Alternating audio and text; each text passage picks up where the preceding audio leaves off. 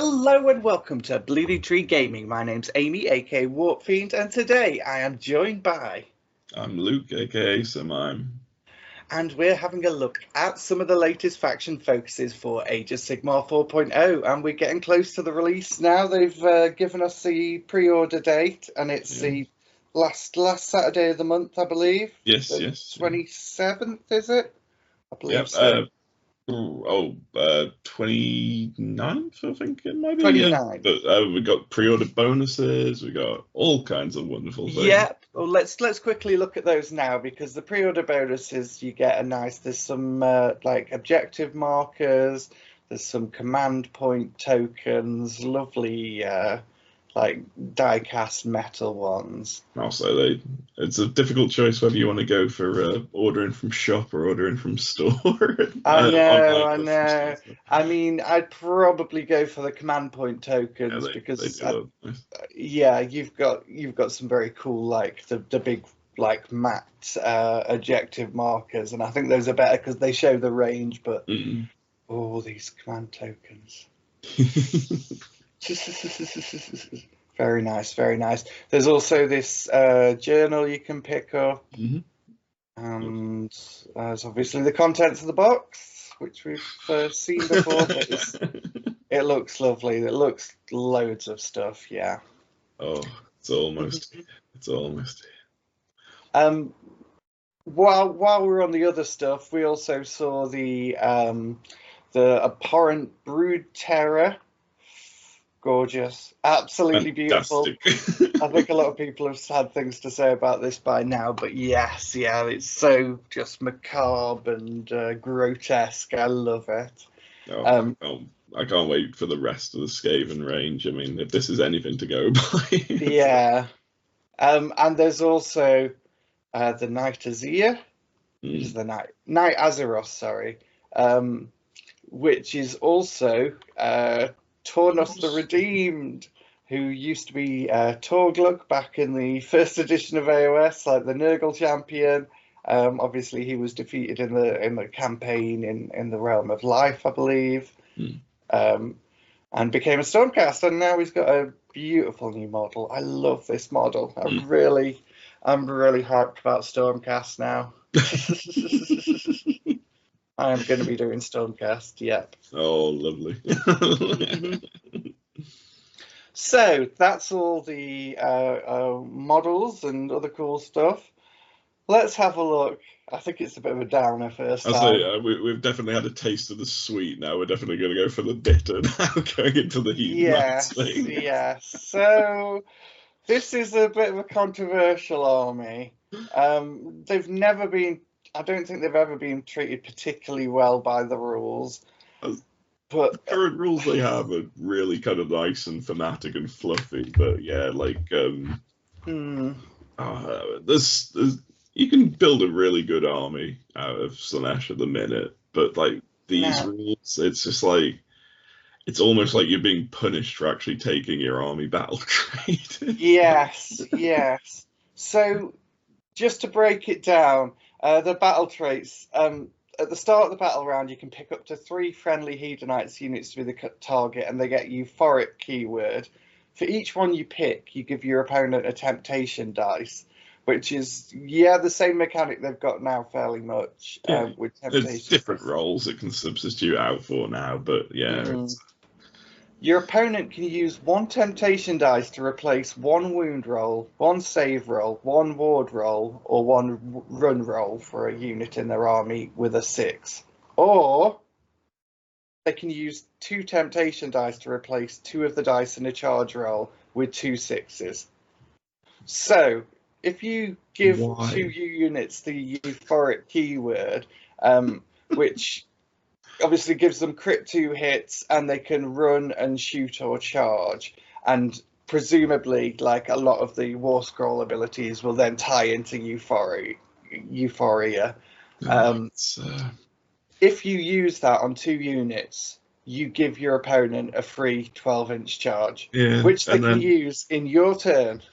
And the opponent doesn't exactly have any particular negative really towards it. It's just like, oh, I roll the dice on a 1 or a 2, I take D3 mortal damage. Which is Everything nothing. else, I'm fine. It's like, Like to charge your biggest unit out of turn for free, like literally with the chance of doing at max 3 damage, probably nothing or 1 or 2 or something.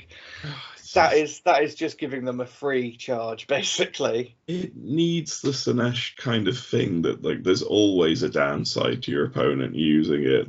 It's stupid that like they can just get Yeah. away scot-free with it. And Like they can charge, but they get strike last, maybe. yeah, some negative to it. And the passives for the euphoric killers, it's just like most of these are abilities that Sinesh have had on their war scrolls currently, and now it's just like Yes. you're basically having to buff up your enemy to get stuff that you already have at the moment on them. It's like It seems very unfair. And like particularly I think they need to take out 2 dice to 12-inch charge silly. rod. You should be able to use at maximum 1 of those dice. Like, yeah. So I think this is very poorly come to. And I think we're probably going to see like a day 1 FAQ. Yeah, I mean, like anyone's go around at this, like saying it makes your opponent too powerful, is just say, don't make any of your units euphoric. It's Yes, just like, yes. well, what's the point of me even having a battle trait? I know, and when so many things are going to tie into that, let's see. This on oh no, sorry, I thought that was around you for it. This is just add 1 to hit Yeah, rolls for so Cyberite infantry when they're damaged.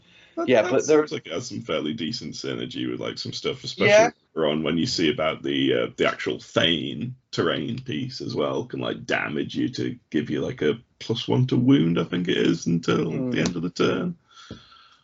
but yeah, you have things like pick a friendly visible euphoric unit and give them crit mortal instead of crit 2 hits, Yeah, which it's nice. I Just mean, like that's good, but you have to have given your opponent a free yeah, dice to have a unit to use that.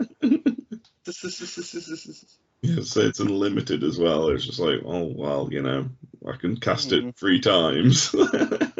Yes, yes, on all 3 units that have given your opponent a dice. I mean, let's move down from that, and then let's just have a nice, just a relaxing look at Shalaxi's War Scroll, because that's probably the best thing that you see in this entire preview for. Yup, yup. So stat line's looking fairly solid. 16 health, which is very nice. Subtract 1 from all hit rolls in combat attacks. Still And got then, the refined senses spell. Still like absolutely amazing to cast if you know you're going hero hunting with Shalaxi.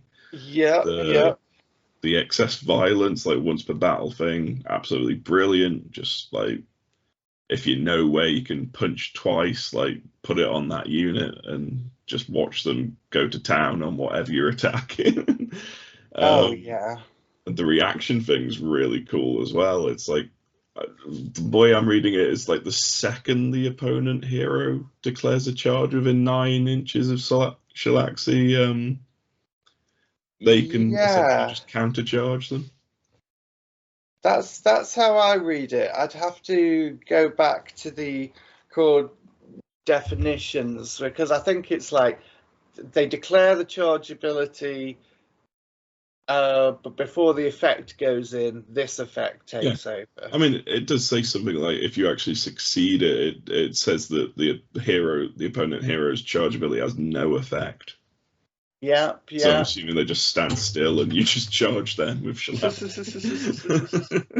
Which is very nice, very nice. Yeah, I like it. Yeah, they've got their 5-up ward, 2 cast wizard, loads of damage against heroes. Really nice war scroll. Yeah, lovely war scroll. Yeah, again, shame about the abilities. It doesn't tie into the army abilities at all. So you're all right. You're safe using that. Fiends. It's like, what have they done to? I've actually really enjoyed using my fiends in 3rd edition, but like they can't control an objective because the whole unit only counts as one. Yes. They've had kind of their attacks merged into one profile now, which like they could spike and do a lot more damage than that before, but now it's just kind of so-so. They've still got the like thing to interrupt enemy wizards. They've got like a strike last thing. That's pretty cool. But I do like that. Yeah, that's a really nice ability. Just on a 4-up, the target gets a strike last. But at the moment, like they have subtract 1 from hit and wound rolls against the unit built into their war scroll. Which, like, considering they have a 5-up save, they don't really last that long. It's yeah. I think this thing is a killer, and if it's going to be on other like beast units, then so far all we've seen it underplayed. I think so far we've seen it on these fiends, and we've seen it on the squig herds, and that's been about it. But I wouldn't really class a fiend to be on the same level as the squig, really. Yeah, I mean, control score is going to be a huge thing in this edition. So I think any units that are limited in the control score to 1, like basically being unable to add control to things, are not going to see as much use unless they have a very specific ability. Unless they're dirt cheap fiends now, and you want to gamble on that strike last ability and use them to screen out your opponent having that free 12-inch charge against you. If you can take them in units of 1 and just attach 1 to every infantry unit, so like, you know, like every unit they're up against gets strike last, that would be good. Yeah, so I mean, like, you've got the unit of 3 of them. They've got a fairly big base profile, so you could probably stretch them out a fair bit. But I say, if they're cheap, they might be worth it for the chance of causing strike last. But if not, I just don't see what use they are now. It's like. So we also have the twin souls, and these look pretty solid. Again, 1 control for these. So I kind of thought these might have at least 2. I'll say at least these guys aren't limited to just being each one of them is technically 2, so that would be a cool like. But yeah, I mean, these guys have kind of like they've been on a damage 2 profile for like 2 editions worth now. Whether it's going. They do seem fairly like anti-charge type thing, even though they don't have an anti-charge thing built into that. Yeah. Now, correct me if I'm wrong, but the other thing you can build this kit off has the shields, right? Yeah. So I would have thought this would be the like mobile charging unit, and the other one would be the anti-charge unit. But it's going to be interesting seeing how the Painbringers actually fare in relation to these guys, because Painbringers are fairly tanky at the moment. These guys are meant to be more like the loads of attacks and just flat 2 damage on the weapons, but now these guys seem to want to just stand still and be charged by enemies for all their abilities. Fair enough. Yeah, I mean, like so if they don't charge, you subtract 1 from attacks of enemy units attacking them, and they get ward 5 up if they didn't charge. So that's pretty solid. I mean, again, like maybe you could combine that with a fiend in combat range to reduce attacks, give them wards, and also potentially put a strike last on something that's charged you. But yeah, that could be good. So yeah, we have the Fane here, which has the damned conduit ability. So how does this stack up compared to what it was? I mean, to be fair, I think this is slightly better than it is at the minute, because I mean, all you really use the Fane for is you do a bit of damage to a hero, they get like +1 to wound until I think it's like your next hero phase or something on their weapon. Yes. Or you can summon out of it, but then again, summoning's like not in 4th edition really, so it's lost that kind of ability from it. Now it's just any Hedonites unit that can actually use this, though. It's not limited to just heroes, so you can actually take some damage on a unit to give them some benefits now. Yeah, I can see how that could be useful. It's nothing like earth-shattering, but just like for a buff every turn, you can. Yeah, plus Yes, one. it applies till the start of the next turn. Yeah, so. Run and charge rolls. I mean, again, if you're euphoric, you can run and charge. Yes, Plus one yes. to wound rolls. Like, there's a couple of profiles that would be really nice with plus one to wound on there that we've seen. Yep. Okay, so let's quickly go through the spearhead. We've got a lot of stuff still to cover today. The spearhead rule is actually like the third edition stuff that they have at the minute, and it's just like, why change it so much for the main game version? Yeah, so this is fairly much exactly what it is already, isn't it? So Yeah. when your opponent makes a failed roll on a hit, wound, or save, you can offer them a temptation dice to replace with a 6, and then you gain D6 depravity points. Well, the Which only then thing you that's can... different here is like the 12 depravity gives you run and charge for the entire army as opposed to like -1 to hit the entire army. But Yep. still really nice. I probably enjoy playing my Hedonites in Spear. Now it's quite high numbers I'm noticing you have to Yeah, keep yeah. track of with these, I like say with it is D6 each exactly the time. same as it is at the minute in terms of number. Yeah. Which I think that could be complicating things a bit for a spearhead box, just Yeah. having to keep track of like, oh, I have 46 depravity points. Let me just put out however many dice. No, I say, luckily I've got my little tracker counter still. These So guys seem Seekers all look right. pretty solid, yeah.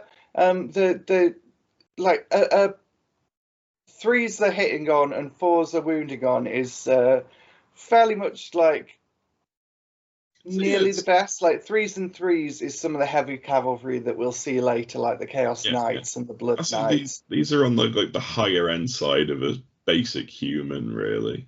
They're Yes, yeah. perfectionists, so they can hit a bit better, but they don't have the strength, so they're still wounding on a 4. And they get a nice re-roll on charges. So, I Plus one mean, with damage on 12-inch charge. move, they're going to be hitting, yeah, plus 1 damage as well. They're going to be able to get across the board Yeah. really Oh easily yeah, on Spearhead. Right, well, that's Slanesh then. So, next up, we had Cruel Boys. And they had, like, some slight changes to their dirty tricks. Now, I'm not entirely sure. I've got obviously the Auric War Clans book, but I haven't really read the Cruel Boys bit as much as yeah. I've read the Iron Jaws. Dirty tricks at the minute's just something you kind of pick the start of the battle, and it's usually just something that affects you or the enemy Yes. army for just like the first battle round. Whereas this is like different effects you can use. I have no idea what happened then. It was like my computer got overtaken by a cyber demon. Oh God. So basically, you can use one dirty trick per phase, and then you have to make a roll for it, and that gets more and more difficult the more you've used that battle round. Yeah. So if you use one per round, it's a 2 up, and then 3 up if you use 2, and so on and so on. There's Which some is good. nice abilities that you might want to try and pull off a couple of times during the battle round here. Yeah. So there's like if an enemy charges you, you can inflict D3 mortal damage on them, and they can't get their +1 damage on the charge. That's a dirty trick. You can score critical hits on a 5 up with a unit. That's Also very nice. Nice. There's also the just basically like a redeploy. Yeah. And always sneaking that redeploy one in there somewhere. And you can give an enemy strike last as well, which is always good. I'll say even if like you're getting to the point where you're using it 4 or 5 times in the battle round, it's always worth having a roll of the dice, really. Yeah. I mean, from what I read, not only is there no penalty for failing it or anything, but it doesn't seem to say like if you fail one, you can't use any more. So you can, keep on trying. keep on trying. Now it says it depends on the number you've already used. So I guess if you use it and fail, I guess that means like if you fail, that counts as having used the ability. But yeah, I'd like to see clarification on that. It's a little bit unclear. That could be slightly abused. Yes. So we see these the battle formation one, which is within 3 inches of a terrain feature and not visible to enemy units more than 12 inches away from them. That's nice little bonus. I hope Deep can have something similar, because that's very similar to like their rules. But yeah, I like that. So you have the choking mist from the Law of the Swamp, which is just to subtract 1 from attacked characteristic. Again, that's always pretty powerful. Now, Gobsprack seemed fun. Yeah. Obviously, this profile's got a lot of like anti-wizardy goodness. He really doesn't like enemy wizards. Yes, can unbind on a 3d6, which is yes, that's good. I mean, throwing that out once per battle's very cheeky, but especially when it's linked up with his passive of Mork says no. Oh yes, you inflict D3 mortal damage on the caster, and if you unbind on a 20 up, it's D6 mortal damage. So yeah, like, is this going to be the ideal character to take against Slan? I mean, thankfully you can only do that 3d6 once per game. Like, yes, yeah. We'll get to Slan later. Slan will be in a bit. So it also has this basic like, pick a unit in combat. If you exceed their health characteristic, 1 model in the unit is slain. So yeah, could be nice. Depends what unit you're up against. It'd be nice if you could like take out like an ogre or something with like 4 wounds or so. Just roll that, D41 and roll a 41 and take out King Broad. Yes, yeah, exactly. It just says roll a dice. It doesn't say a D6. Yeah, no, you roll a D6 and it lands, and there's like a crudely painted 41 on one side, and your opponent's like, oh, I guess you. Yeah. So there's also the Strangle Hex, which is on a 6. You roll a number of dice equals to the health characteristic, up to a maximum of 10. So on Broad, that's not going to be a whole 40 dice. On 4 up, you inflict 1 mortal damage. So it's pretty nice against like a monster or something, just to do some chip damage at them. Like. So yeah, I think he's a solid like anti-wizard war scroll. You got the killer boss on Great Gnash Tooth here. So while he's contesting an objective you don't control, add 1 to hit rolls for combat attacks made by friendly Kruleboy's infantry wholly within 12 inches of him. I mean, that's pretty good for a whole bunch of gut rippers next to him. Oh yeah. Hopefully you can then take out enough of the enemy that you control the objective by the end. So especially with his all part of the plan ability as well. So charge those gut rippers in, they get an extra 3 to the control score. Now presumably you don't want to use this before you've used that. I don't know, like there's some kind of like order of operation here that like maybe you want your opponent controlling the objective so you can use this one, this one is going to give you more chance of controlling it. So definitely you going second and the opponent jumping onto all the objectives, you're going to be rubbing your hands together with that. Yes, exactly. So that looks good. We also have the Merc Knob with Belcher Banner. A lovely ward that you can give to Kruleboyz, which orcs don't particularly have wards, so that's always good. Yep, yep. And just like pumping out some extra mortal wounds on when it's in combat, That's which is nice. nice. We also have the gut rippers here.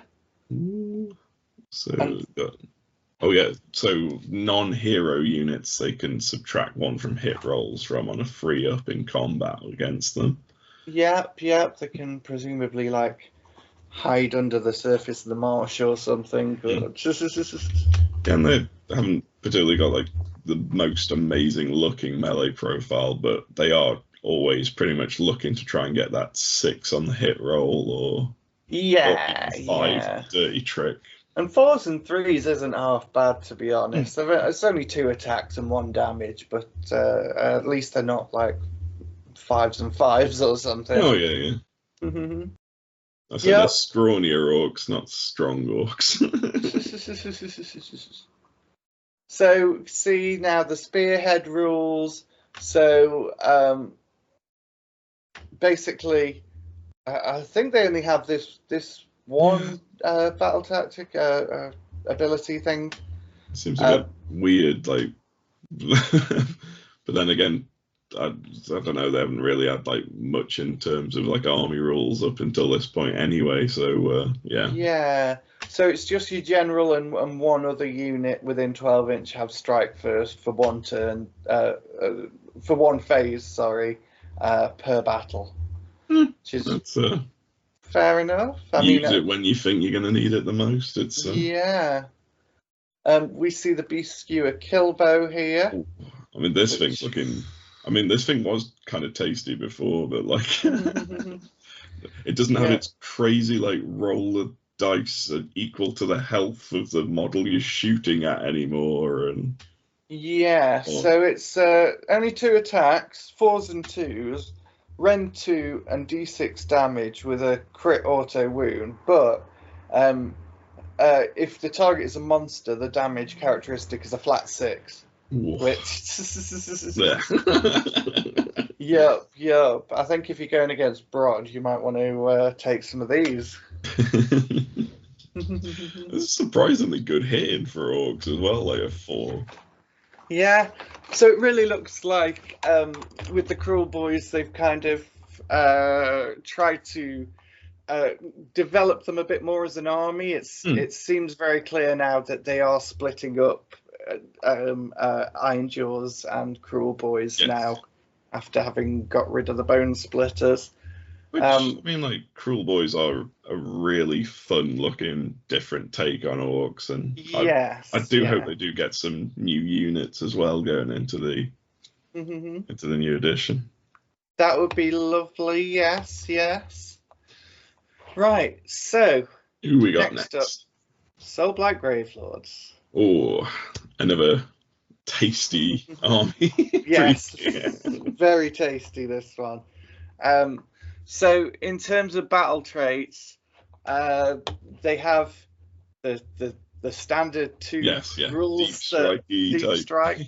Yes. The interesting thing is they can set them up near to terrain features and stuff as well. It's like as long as it's like 9 inches away from the end stuff. So set up that unit wholly within 6 inch of a terrain feature, which means if your opponent's like clever about it and they're pretty mobile, they can probably cut you off. Just block you from doing stuff, which could be a good play. They got like a slightly different take on the hunger now. It's like at the moment, hunger works like the second you've finished fighting with the vampire unit. They get like up to 6 wounds back, whereas now it's like at the end of the turn. As long as they've fought, they get D3. But if they've killed a unit, then they get 2D3. Yeah, which is interesting. I would have thought it would just be like D6, but 2D3. I guess that gives you a minimum of 2 at least. But it's still a strong ability. You can use the Deathly Invocation on 3 Death Rattle or Dead Walkers, which is just like a heal for your infantry, basically. just constantly bringing back all your spammy skeletons and zombies and everything. Yep, and then this is like the destroyed unit. You can set up a half-strength replacement unit. Which, So like, yeah, this now is just a command point, which before it was kind of like a very 4+y type role, whereas now at least you got the guarantee of being able to do it. yeah. Well, that actually is a command point one. I haven't really seen many of these with command points on. I think there's only been so like far. 1 or 2 in like all of them so far. Yeah. So looking at the battle formation they give us, which is just a +1 to Ren for Death Rattle, which is but so they've got to charge and they've got to have more models in the unit than the enemy unit, but most of the time Death Rattle are going to be just swamping everything that they're going against. It's I mean that's I guess that's okay. I thought that was like it is a few specifications where it's just +1 Rend would be if it was nice, just but flat +1 Rend, that would be amazing for yes exactly. So the spell they give us is the Vile Transference, which is just mortal damage and bounce back that to healing yourself. That's just a nice little cheeky bit of healing on top of your hunger. And yep, and obviously Soul Blight are all about just like constantly healing from killing things, so works out pretty well. Someone who's going to be doing lots of killing things. It's Radical. So wow. he has the if he charges, he gets +1 to wound rolls for friendly Death Rattle, Deadwalkers, and Vicros Bloodborne, which are those the Cursed City stuff?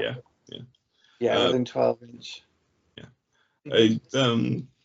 He's lost his built-in -1 to hit and wound, but he's randomly become a wizard now. He's obviously been hit the books, like yes.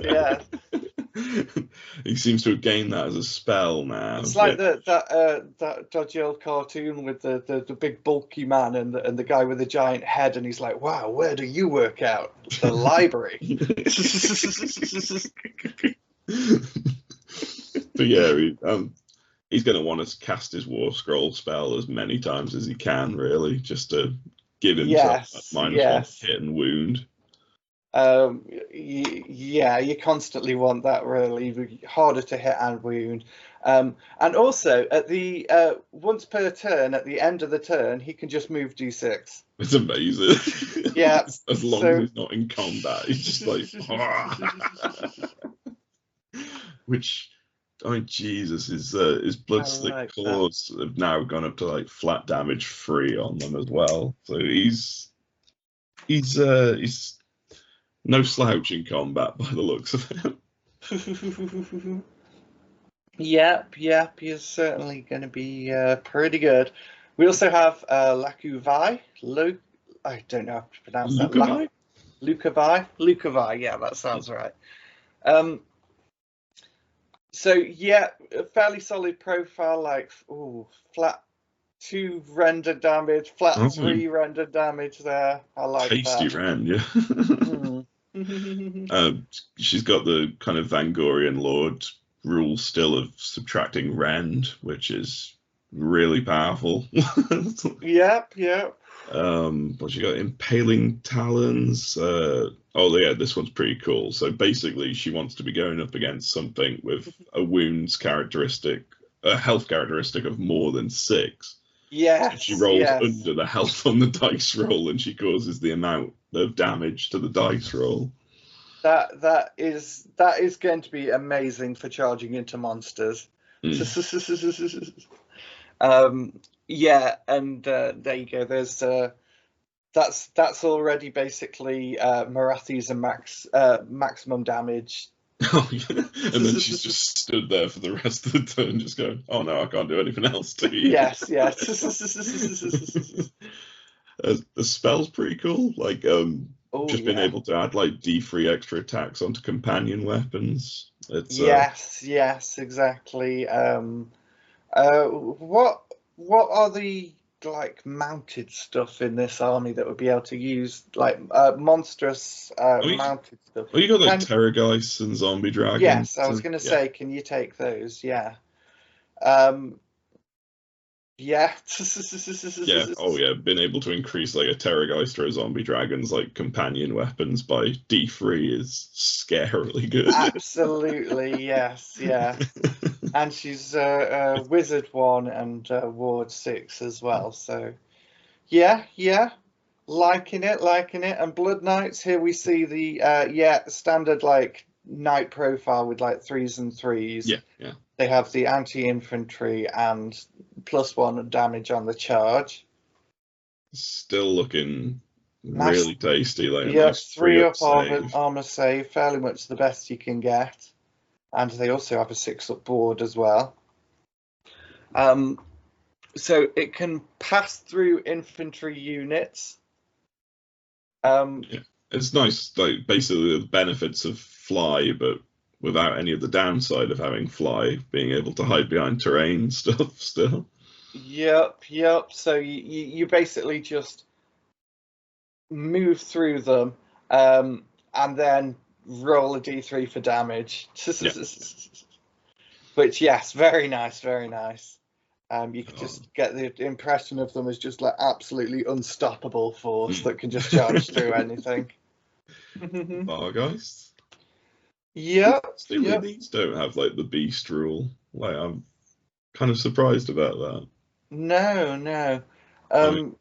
So it has like a redeploy on it, but other than that, they seem like just fairly tanky. Obviously, 1 control, but 3 attacks, 4s and 3s, 2 damage, crits, 2 hits. Yep, they're going to be a fairly,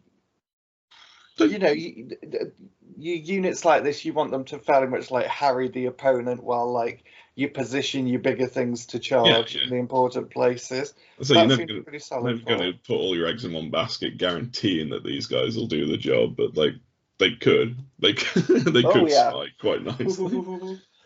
Yeah.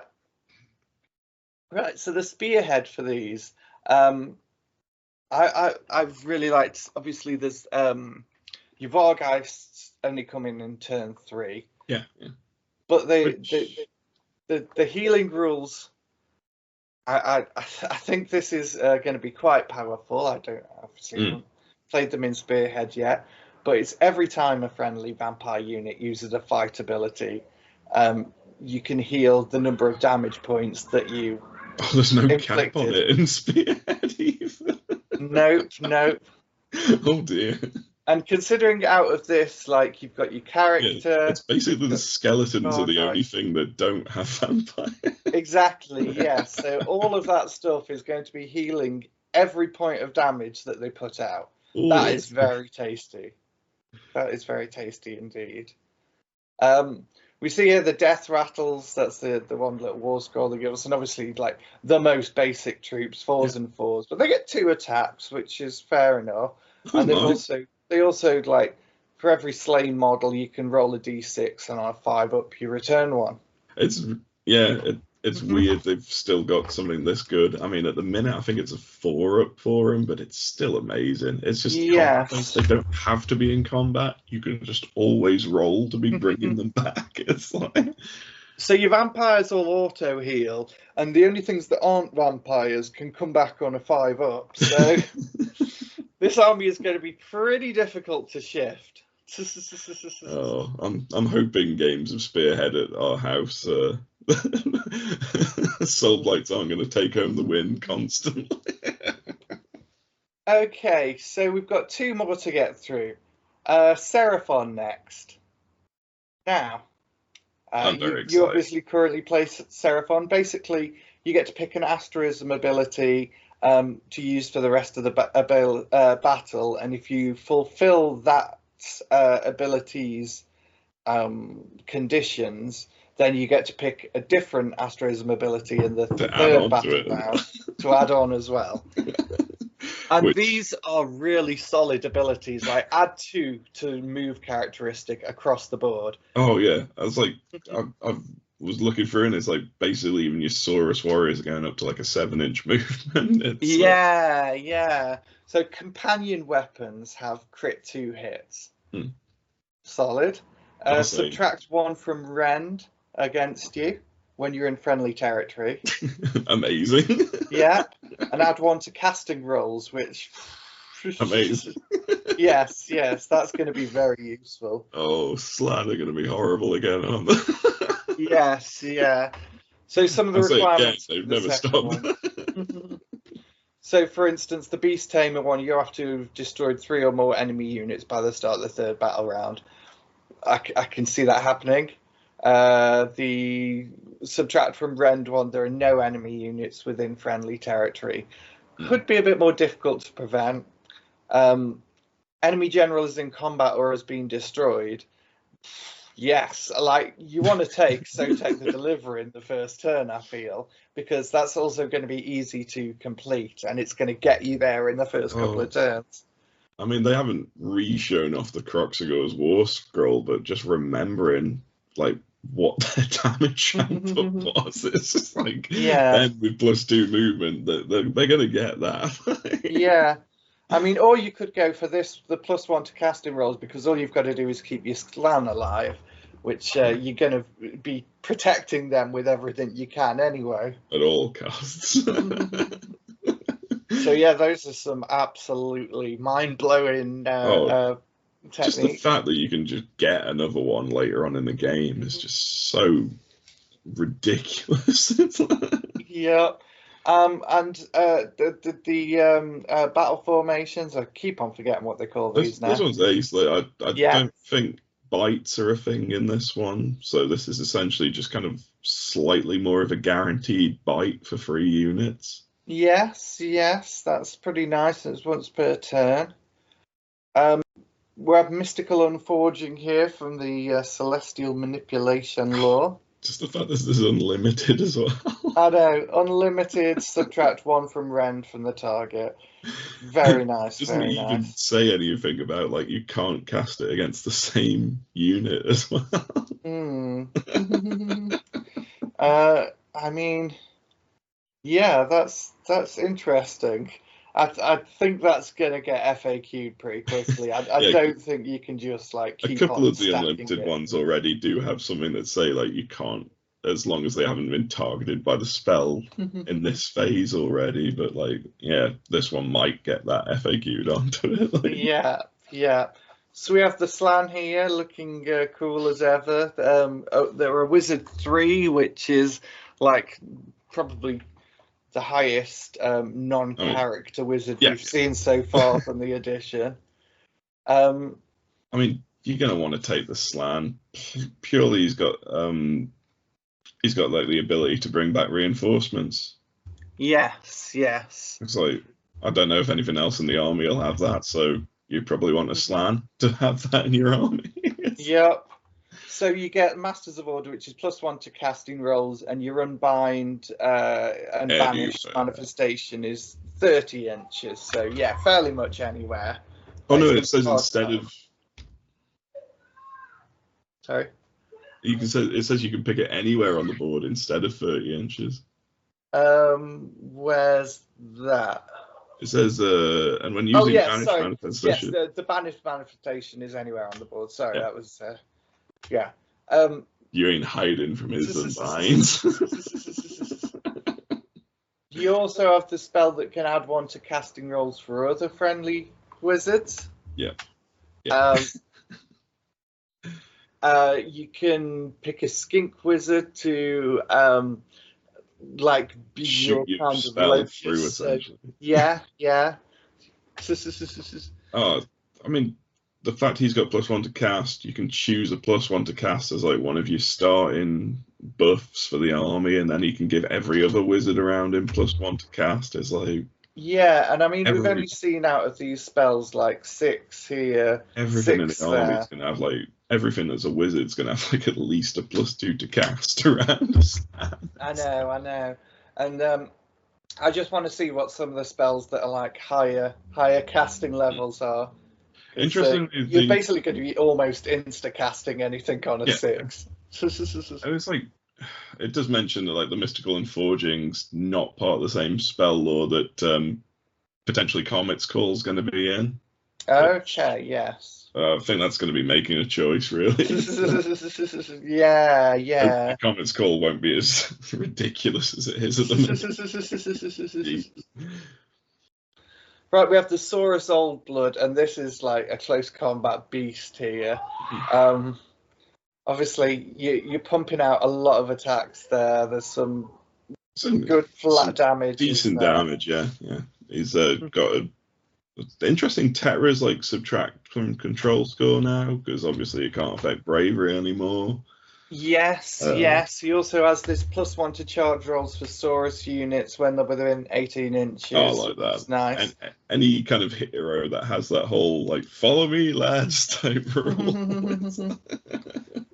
And its rampage is this like on a 3-up it gets strike first, so long as it's a damaged enemy monster.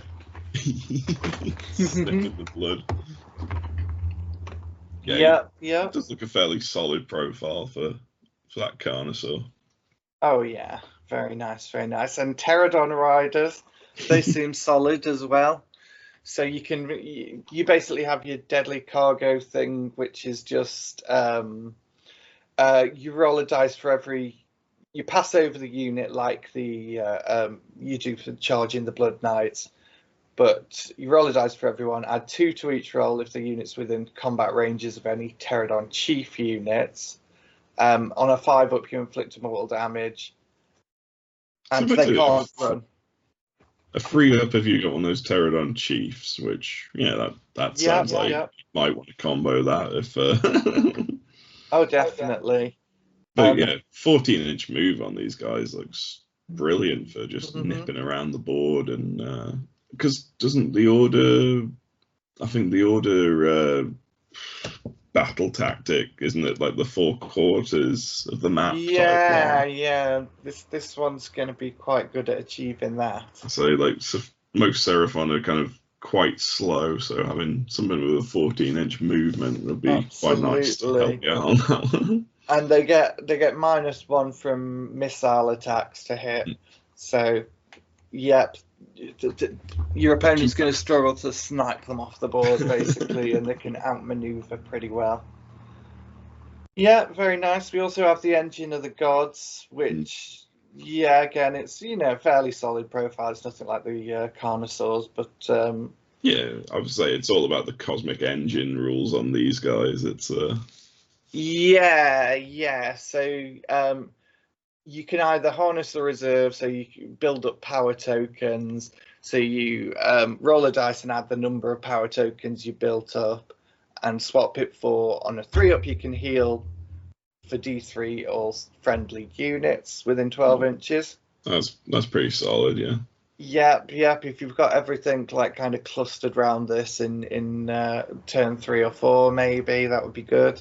Thinking about models to units wholly within 12 of it. That's now this is on a 5-up, but you can pick up to 3 friendly units to return 1 slain model to, which you'd want to be picking stuff like your Croxigor and like larger units, really, for that.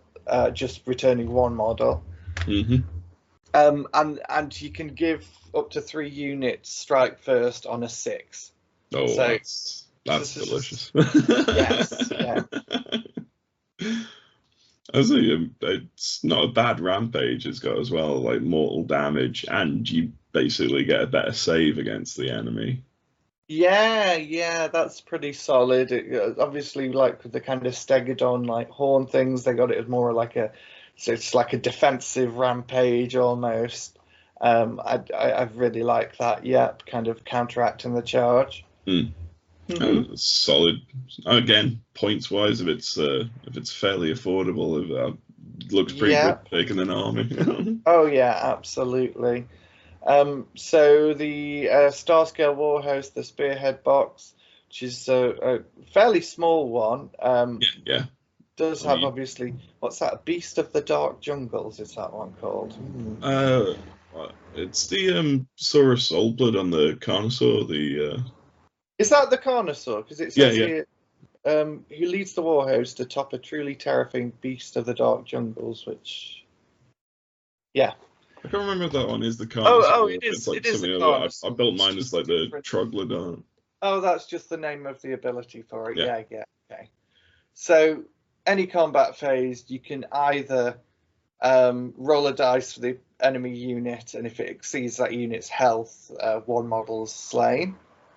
So yeah, it could be solid on like one of those four wound ones. Raw. Yeah, Jesus. yeah. You can subtract D6 from a unit's control score. Is he? I mean, unless you like banking on getting lucky and killing like a ogre or something in one go with a high dice roll, like Yes. probably always take that control score one. I know, that's going to be handy. That's going to be handy. Oh, And we can also boys. see the little Saurus warriors. So they get a +1 to their save while they're contesting an objective you control. Yeah. Nice 2 attacks, 3s and 3s, which again, solid 3s and 3s. Yeah, these seem like a fairly tough infantry that's I can't believe they've kept the whole like +1 to save roll thing. It's like, and as well, like other units seem to get stuff where the whole unit has to be wholly on the objective, whereas it just says that they just have to contest it. So as long as one model's touching it, then very nice. Very the fact nice. they can go down to the free up save still before putting all out defense on, and then it's an army that also has the ability to stack -1 to rend on opponent units. Like swords are going to be so tanky. Oh yeah. Right then. Well, that's Seraphon, and they seem like they're going to be a solid army. Again, another one like Soulblight, Seraphon, both done well. Let's have a little look, and I think we're going to go for the trifecta here because Slaves to Darkness. Well, we got to play as Slaves to Darkness in Spearhead, which we'll discuss later. But this is the full version of the Eye of the Gods rule, and it seems even crazy. Yes. So any unit in your army that destroys an enemy unit that turn. Beasts and non-hero monsters excluded. Yeah, so this is like unique characters can now benefit from this. Which they couldn't before.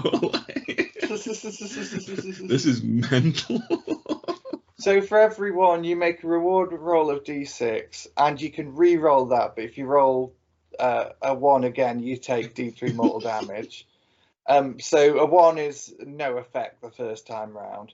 You can heal 3. Flat 3, not D3, flat 3. Just on the roll of a 2. Yep. You can add 1 to hit rolls for the rest of the battle. You can give them ward 6 for the rest of the battle. If they've already got that, you give them ward 5. That's mad. Just want to rend as well. Yeah. And then it specifically says that you can stack. It's like, what? Yes, yeah. The same effect can be applied multiple times to a unit.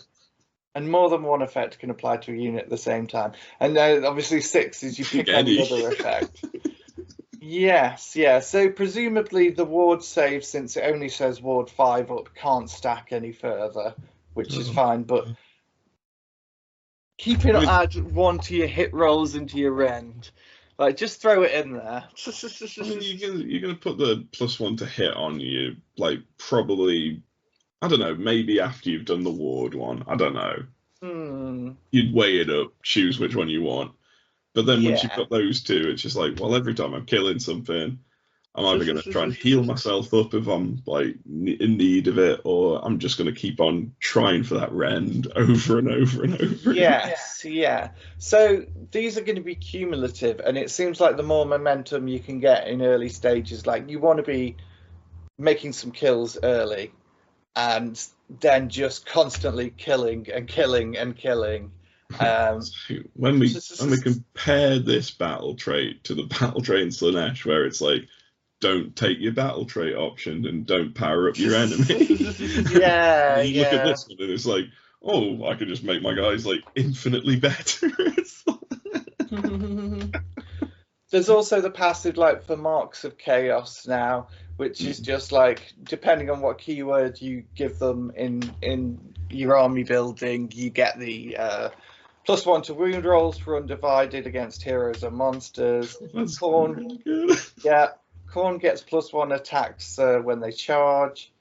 Tzeentch has Ward 4 up from spells and manifestations.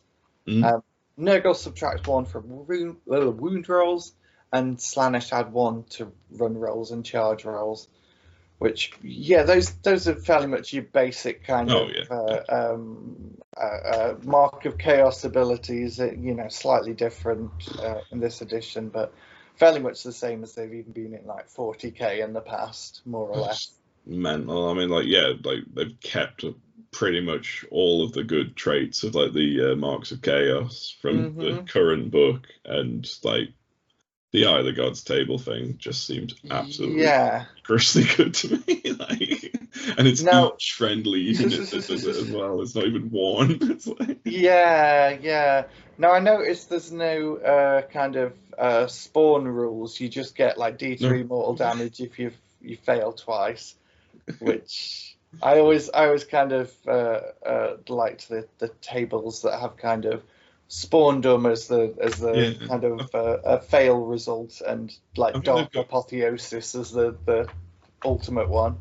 So I think they just got rid of the Demon Prince and the spawn thing because they just don't want people having like free models in their list. Essentially, it's like... yeah, it is fair. Like having a free Demon Prince is well, to be honest, they haven't been the most powerful in past editions lately, but it's still a pretty good trade. This sounds an amazing battle formation as well. I mean, just for some. Yeah. Oh, you're trying to play the game, scoring objectives. Take some mortal damage. Yeah. So you can defile the token, defile the objective basically for the rest of the battle, and then every time you get to the end of your turn, you roll a d3 for every unit contesting an objective with a defile token. On a 2-up, inflict that amount of mortal damage. Again, like, is this going to get FAQ'd that like the enemy can take the objective back, or is it just like literally I've claimed this and defiled it, and therefore now every time you stand on it, you can take mortal damage? Like... Yeah, that's an interesting one. Interesting, yeah. I don't know how that's going to go. Their spell that we see is demonic speed, which is obviously add 1 to the number of dice rolled when making charge rolls to a maximum of 3. And you might say a maximum of 3. That there is actually one that rolls extra that I think we see in this. Is it in this? Sorry, I might be making this up. I'm not sure if it's in the Slaves of Darkness, but there definitely are like units that roll 3d6 on the charge naturally. Yeah. Be'lakor. The Dark Master. Is it finally Be'lakor's edition? It could very well be. It ignores all save modifiers. This does look a very tasty profile for Be'lakor. I'm not gonna lie. I mean, he's got auto wounding on his sword attacks. Yeah. He's got like flat free damage on his tail now. So in the enemy combat phase, you can pick this unit and up to 2 friendly Slave to Darkness units. On a 4-up, they have strike first, basically. Which is nice. It's like your opponent's like, oh, it's my turn. Let me just handle my. Nope, you have to be hit by up to 3 units. He's still got his lovely Dark Master ability for just being generally annoying, of shutting down a unit that you don't want to do anything for a turn or so. Yeah, that's going to be nice. It's this enfeebled foe as well. Like, it's a 6 to cast, subtract hit rolls from the target, but also they can't score critical hits at all. Yeah. What? And he's gained a ward save. Finally, Be'lakor, you've got a ward. Yes. Well, that is, yeah, certainly an interesting profile. I'm interested to see how he turns out this edition. I mean, he can get down to a 5-up ward on the Eye of the Gods. He's undivided, so he gets +1 to wound against heroes and monsters. He could be pretty solid, I think. Yes. The Demon Prince standard War Scroll. You see, there's only one weapon option here, Hellforged weapons, which is fairly good. I think that the different weapons profiles have never really kind of coalesced on these, but it could have been an option to have chosen different abilities. The options you do get are wings or a trophy rack. Which, again, trophy rack seems pretty cool on him, to be fair. It's gives him +1 rend against heroes. Yeah, like that is a solid ability. You also can pick a friendly unit that shares a mark of chaos. And this is once a turn, you can, on a 3-up, immediately give them the Eye of the Gods ability, which is going to be stacking up those powers quite a lot. Amazing. It's just absolutely amazing. Yep. I don't know. It's fairly mid-profile, but I do love the abilities. Just that hero phase ability is just worth having him for. Yes. And Demon Prince, like last edition particularly, wasn't really the best unit to be actually taking, but they did buff him up in like the last War Scroll update. Yes. Yeah. No, I'd say that hero phase ability alone is probably worth putting 1 in your army. Oh yes, absolutely. Chaos Knights. Why have they gained an extra wound? Jesus. So they're now on 4 wounds, 3-up save, obviously like the same flat profile as the Blood Knights. Obviously they're big, heavy armored knights. They're hitting fairly much the same. They don't get a pass-through units, but they do get to +1 to the rend when they charge. Which, 2 rend. Also, they've got all the benefits of what Chaos Knights are like at the minute, but an extra piece of health on top of it.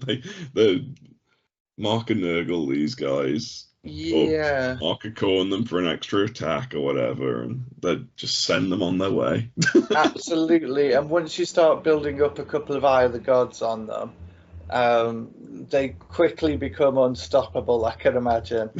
Well, we have experienced this in Spearhead mode, but we'll get to that. Dark Oath Marauders, which for basic human troops, that's about what you can expect in terms of profile. But they have on an unmodified charge of 8 up, add 1 to their rend, which is 1 rend basically. Yeah. Which is nice. And when they're within 12 inch of any friendly heroes, Dark Oath heroes, when a model's slain, on a 5-up, you can inflict 1 mortal damage on the attacking unit. That's nice. Just, it's not guaranteed, but at the same time, it's something. Yeah. So, I mean, even for the base levels, that looks like they've got a bit of character to them, which you like to see. Also, I mean, like, them launching so close to the end of the edition, like they basically have got the same rules of what they launched with, really. Yes. Oh, here we go. Now, the Bloodwind Legion.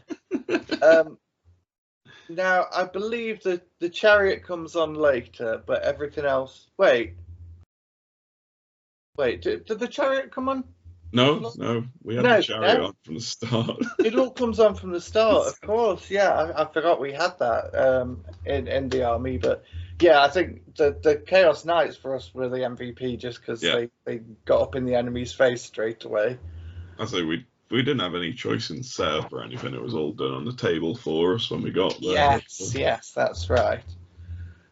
So the Eye of the Gods for these is basically a unit that's contesting an objective not controlled by your opponent and not in combat, or a unit that destroyed an enemy unit. And once per turn, at the end of the turn, you can pick one to get the Eye of the Gods, which is fairly much the same. Fairly much so, yeah.